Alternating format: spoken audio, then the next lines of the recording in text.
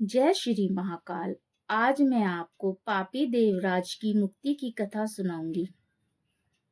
सूत जी बोले, हे श्रेष्ठ ऋषियों, जो दुराचारी, पापी, कामी एवं दुष्ट जन हो वह भी इस कथा के द्वारा शुद्ध हो जाते हैं। लालची, मिथ्या भाषी, माता पिता को दुख देने वाले, दंभी, पाखंडी, हिंसक, प्रतिदेशी, कुरात्मा, विदेशी पुरुष भी कलयुग में इसके द्वारा पवित्र हो जाते हैं। इस प्रसंग में एक प्राचीन इतिहास आपको सुनाता हूँ, जिसके श्रवण करने पर भी सभी पापों का नाश होता है।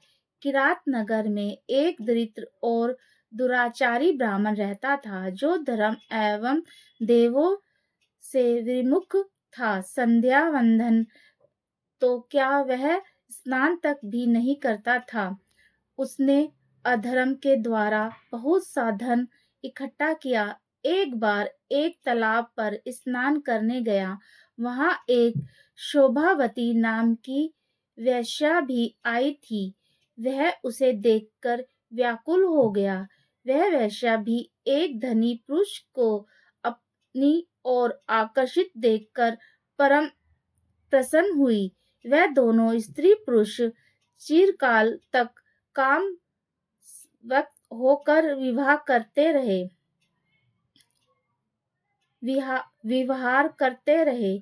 इस ब्राह्मण धर्म को उसके माता पिता आदि ने बार बार समझाया, परंतु उसने उनकी एक न मानी।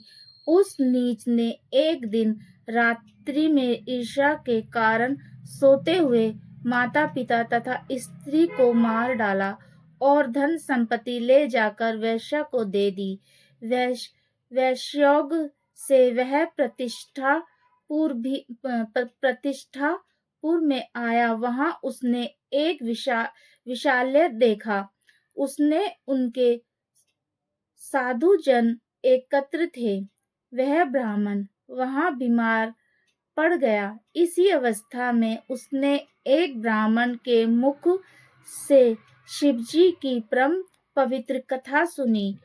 एक मास के अंतर वह देवराज नामक ब्राह्मण मर गया। यमदूत उसे पकड़कर धमपुरी ले गए। उसी समय शिवलोक से शिवजी के दूत त्रिशूल लिए, भस्म लगाए, रुद्राक्ष धारण किए उसे ले यमलोक में पहुंच गए और यमदूतों से देवराज को छुड़वा लिया। फिर उसे दिव्य विमान में चढ़ाकर कैलाश पर ले जाने लगे। उस समय यमपुरी में भारी कोलाहल हुआ। उसे सुनकर स्वयं यमराज वहां आए और साक्षात शिव के समान उनके 4 दूतों को देखकर उनकी यथाविधि पूजा को धर्मराज ज्ञान के द्वारा सब कुछ ज्ञान गए थे। दूतों ने ब्राह्मण को ले जाकर दया के सागर शिव को अर्पित किया। मुनि शिव की यह कथा परम पावनी है, जिसके शरण मात्र महापापी ब्राह्मण भी मुक्त हो गया। अतः शिव पुराण की कथा को विधि पूर्वक सुनने से तो अमर फल की प्राप्ति होती है। जय श्री महाकाल। जय श्री महाकाल।